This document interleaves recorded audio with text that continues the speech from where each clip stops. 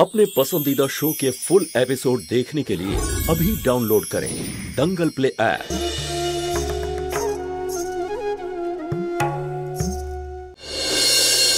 উদয়বাবু রাস্তায় কত সময় লাগবে? এই তো কিছুক্ষণই চলে আসবে।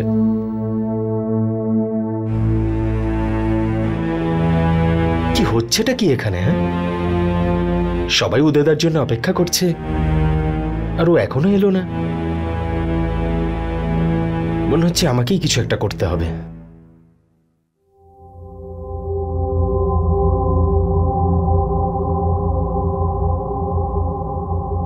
মা, এবার কি হবে? এই সম্বন্ধটা আমার শ্বশুর মশাই করেছেন। যদি কোনো রকম ভুলভ্রান্তি হয় তাহলে হয়তো ওখানে আমি আর ফিরতেই পারবো না। আমি কথা বলবো কেশব বাবুর সাথে। তুই তো কোনো ভুল করিসনি মৃণাল। মা, তুমি তো ওনাকে জানো। যদি কোনো রকম ভুল হয় তাহলে ওনার সম্মান হানি হবে, আর সেটা হয়তো উনি সহ্য করতে পারবেন না। আমার খুব ভয় করছে মা। ঠিক আছে, আমি কথা বলবো। দাদা, কি করছো তুমি? কতক্ষণ লাগবে রেডি হতে? চলো আমি তোমাকে সাহায্য। উদয় দাদা, উদয় দাদা, আরে দাদা কোথায় গেল? উদয় দাদা,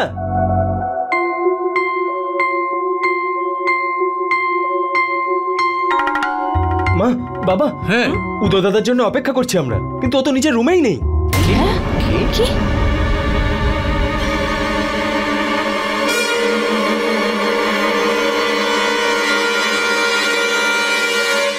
মা দেখো ও কি করলো। এতক্ষণ আমরা বাহানা বানাচ্ছিলাম আর ও সবাইকে বলে দিল। এবার আমরা কি করব মম? খুব ভয় করছে। তো আপনারা এতক্ষণ ধরে আমাদের মিথ্যে বলছিলেন যে ছেলে তৈরি হচ্ছে, এক্ষুনি আসবে। আমাদের মিষ্টি খাওয়াচ্ছিলেন আর কথায় ভোলাচ্ছিলেন। এরকম কোনো ব্যাপার নয় বিয়ান, বেশ আপনারা একটু ভুল বুঝছেন। এরকম কোনো ব্যাপারই না। তাহলে কি ধরনের কথা? যদি বিয়েটা দেওয়ার ইচ্ছেই না ছিল তাহলে আমাদের কেন ডেকে পাঠালেন?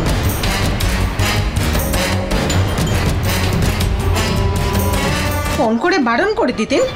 আমাদের সম্মান নিয়ে ছিনিমিনি খেলেছেন আপনারা। লোকজন তো এটাই ভাববে নিশ্চয়ই মেয়ের মধ্যেই কোনো দোষ আছে।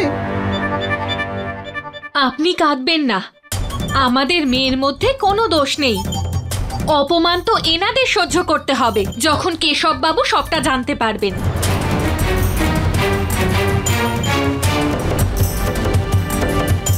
আরে কি ধরনের পরিবার আপনাদের? দেওর আর বৌদি আশীর্বাদের দিন বাড়ি থেকে উধাও হয়ে গেল আর আপনারা কেউ কিছু জানেনই না। এক্সকিউজ মি, উদয় যে বাড়িতে নেই সেটা আমরা এখন জানতে পেরেছি, আর আমার ওয়াইফ জ্যোতি ওকে আনতে গেছে। ছোট মা, জ্যোতি যাওয়ার আগে আমায় বলে গেছে। কি বলেছিল? উদয়কে খুঁজতে জ্যোতি কোথায় গেছে? আর ও কি করে জানলো যে উদয় কোথায়? ছোট মা, জ্যোতি তাড়াহুড়ো করে বেরিয়ে গেছে। ও শুধু আমায় এটা বলে গেছে যে উদয়কে আনতে যাচ্ছে। বৌদি, আই এম সরি, আমি তোমার সঙ্গে যেতে পারবো না। কেন? কি বলতে চাইছো তুমি? যেদিন আমি সুধাকে বিয়ে করার সিদ্ধান্ত নিয়েছিলাম সেদিনকেই ঠিক করেছিলাম যে সুধাকে নিয়ে আমি ওই বাড়িতে ফিরবো না। উদয়, তুমি এসব কি কথা বলছো? তার কারণ আছে বৌদি। বৌদি, আমি জানি যে সুধা ওই বাড়িতে আশীর্বাদ নয় বরং অপমান পাবে, আর নিজের সামনে নিজের স্ত্রীর অপমান আমি দেখতে পারবো না। বৌদি, এটা তুমিও জানো আর আমিও জানি যে মা সুধাকে পুত্রবধূ রূপে কোনোদিনও স্বীকার করবে না। উনি খুব কষ্ট পাবেন আমাদের এই ব্যবহারে, আর আমি কারোর কষ্টের কারণ হতে চাই না। এবার আমি সুধাকে নিয়ে কিছুদিন হোটেলে থাকবো, নিজে কিছু কাজ শুরু করব আর নিজের বাড়ি বানাবো। নিজের তুমি শুধু নিজের কথাই ভাবছো উদয়।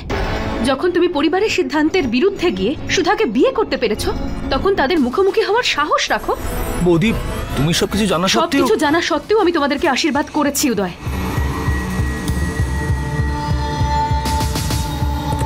তুমি আমাকে বলো, তুমি কি এই কথাটা বিশ্বাস করো যে সুধাকে বিয়ে করে তুমি কোনো অন্যায় কাজ করোনি?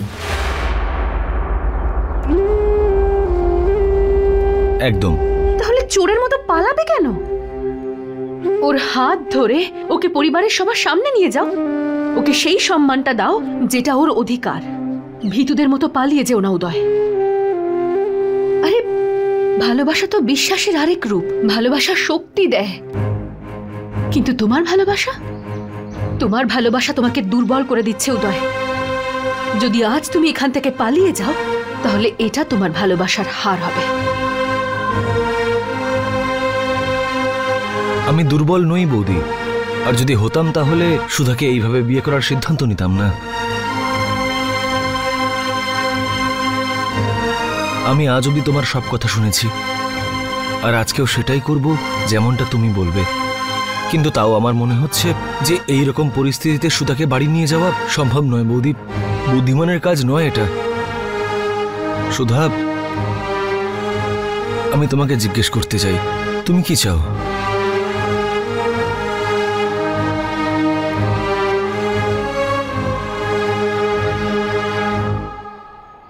যে ঝড়ের সম্মুখীন আমাদের কালকে হতেই হবে, সেটা আজ নয় কেন?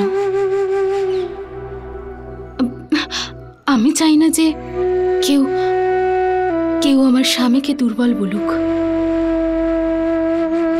ছোটবেলা থেকে এখনো অবধি আমি জ্যোতি দিদির সব কথা চোখ বন্ধ করে মেনে এসেছি।